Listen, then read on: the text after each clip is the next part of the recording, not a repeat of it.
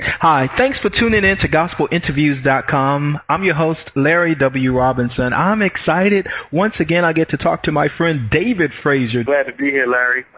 Hello to everyone that's listening. How are you? Been reading the book Sin for Me, a Minstrel, and been Facebooking and Twittering about the book and some other things. And we're going to talk about something that stood out to me in the book. And then, of course, also, I called it the soundtrack to the book. Is David Frazier Psalms, Hymns, and Spiritual Songs, Volume 3. And the lead single from the project is titled Favor. But before we get into that, just tell the listening audience just some of the great things that you have done, some of the songs you have written. You are no stranger to the industry as well. Well, Larry, I've been blessed over the last 20 years or so to be able to write about 70 songs. Wow. In the gospel music industry.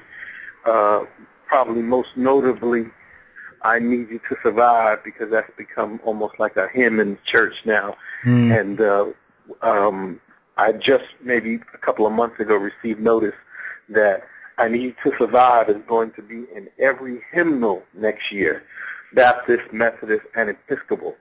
Are you serious? Yeah, that's major. Blessing. Yeah, wow. So this particular project features a single, Favor, and Favor has been getting a lot of radio play around the country and getting a good response. So, we're happy about that.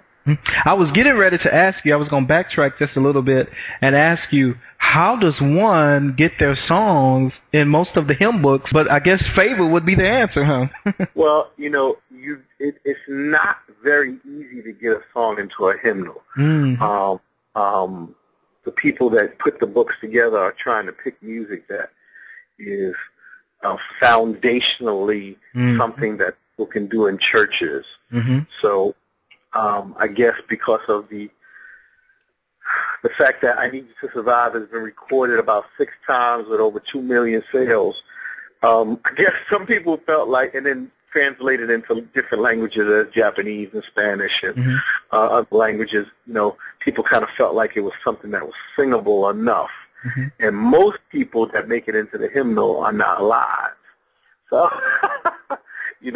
that's a great blessing just to even be considered for it, and then to even have it placed and have the song being sung in churches around the world. It's just a great blessing. Yeah, because some of the few that are still alive today is like Andre Crouch. Has a song. Andre, Betty Rambo just passed. She wrote that He Looks Beyond My Faults. Oh, Dottie Rambo's, yeah. Dottie Rambo, and I'm sorry. And she also wrote the song To God, no, not to God. No, the one that Vicky sang. We Shall Behold Him. That's in there. We Shall Behold Him. Yeah. Hey, does V. Michael have some in there? I don't think V. Mike is in. I think in the African American. Okay. I believe, and so is Kirk Franklin, and I believe Kurt Carr too. Okay. But they haven't made it all the way across all of the denominations just yet. Wow. And that's what I think is the real blessing from my side of it. Yeah. And that brings us to the subject of your book. I believe when you have a foundation, when you are a minstrel, you talk about this in the beginning stages of the book too, that when we're endeavoring for gospel music, we're really not kind of exclusive in terms of this is just for this culture of people. Exactly. We're supposed to. Body of the. I didn't mean to cut you off, but I'm just saying that we as a body of believers, I think, have been segregated because of the fact that our history segregates us. But the Bible clearly speaks about a heaven that has no color or no dominant color. There'll be races from all nations and all creeds, and we all come from one blood. So our music has to somewhat have that kind of appeal for it to be reflective of His will being done on earth as it is in heaven. That's so true. So that is my focus for just introducing that concept, so that people can really start to do music that reflects the kingdom and not necessarily a particular culture or race of people. Okay. Now let me say this. The CD, I absolutely love it. Psalms, Hymns, and Spiritual Songs, Volume 3, Favor. Of course, the lead single is Favor, but of course, you know, some of my other favorites, which I think Be a Worship, I want to say is going to be a crossover song for you. Totally is another song, and then one of my favorites is Wonderful Name.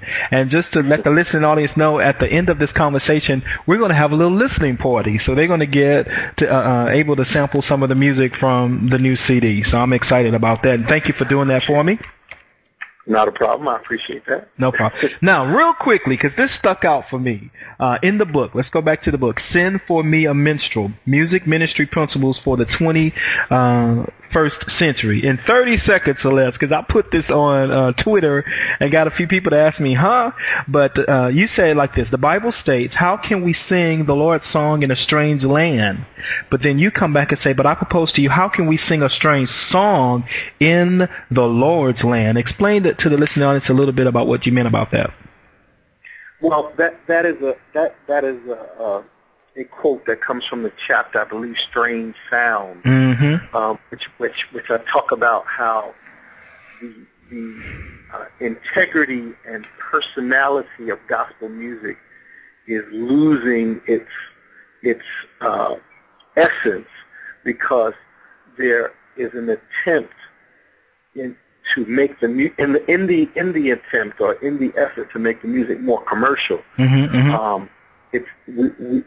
now listen to more secular radio and use those themes and those expressions of music to interpret what we would call Christian or inspirational thought in music.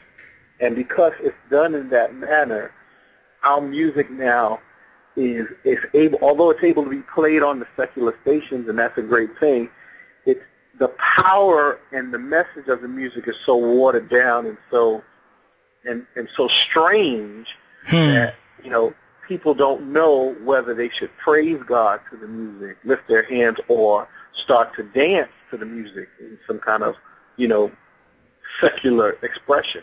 So when I said, how can we sing a strange song in the Lord's land, I think when you're brought out of darkness into the light, your music should reflect the light, not necessarily be an image of the darkness with inspirational messages tacked onto it. All right. So that's where that comes from. So a lot of gospel artists, in the name of winning souls, at that, are singing, you know, songs that the Bible says that we don't know whether we should be called to battle or whether we should be called to worship or we should be called to anything, because it's not distinctive. You know, the message is not distinctive. The spirit is not distinctive. The sound is confusing. So we've got to get back to more distinctive messages. And I'm not against, you know, being modern, because I think, you know, recording music and arranging music, you're going to have to take a modern approach. We're not using washboards and tambourines and you know, antiquated things. You know, we're using Pro Tools and we're using great mics and great studios and the whole nine, but still the messages and the expressions of it have to be distinctive. When you put on a gospel record, you should know, hey man, this is for God, this is to the Lord, and not necessarily wonder or have to listen to the record or read the credits or look at the album cover and try to decide whether it's a gospel record or not. All right. Well, we're already over our time, so we're going to have a part 2 to this conversation and not a problem. Talk a little bit more. Do me a favor at this point, tell the listening audience where they can find out more information about you and your book. Very simply, you can just go to www.davidfraziermusic.com, and you can find out all the music I've done, all the music I'm doing. You can even purchase the music online right there on the website, www.davidfraziermusic.com. Or you can go to endtimemusic.com as well. A lot of my music is at End Time Music there in Charlotte, North Carolina as well. All right. And part 2 of this conversation, you can actually be able to find it at gospelinterviews.com. That's www.gospelinterviews.com. Thank you, David. Thank you, Larry. God bless everybody.